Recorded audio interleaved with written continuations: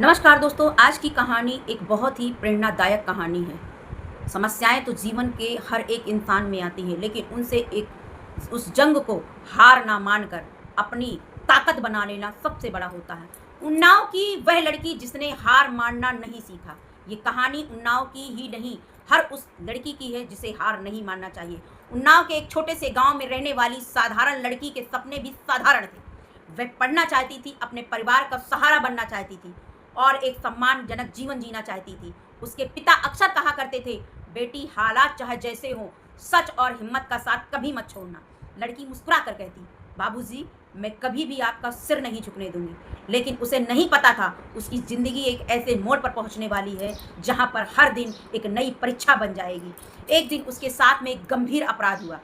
वह डरी हुई थी, टूटी हुई थी, लेकिन उसके अंदर न्याय पाने की आग बाकी थी। उसने अपने परिवार को सब कुछ बताया। पिता की आंखों में आंसू थे, लेकिन उन्होंने बेटी का हाथ थामा। डरना मत बेटी, सच हमारे साथ है। पर रास्ता आसान नहीं था। जब उसने न्याय की मांग की तो कई दरवाजे उसके लिए बंद होते दिखाई दिए। लोग तरह तरह की बातें करने लगे। कुछ तो चुप रहने की सलाह दी, तो कुछ ने समझौता कर लेने के लिए कहा।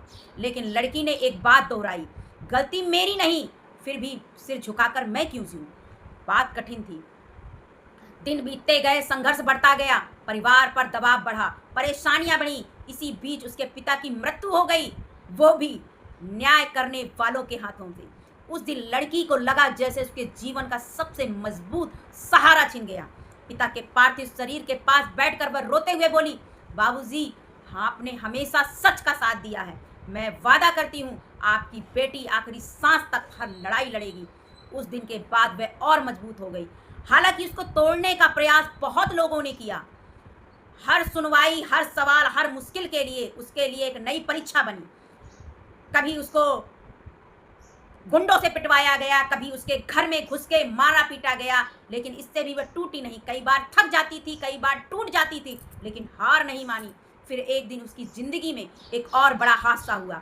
एक सड़क दुर्घटना में उसके परिवार के कुछ सदस्य हमेशा के लिए उससे दूर हो गए। वह खुद भी गंभीर रूप से घायल हो गई।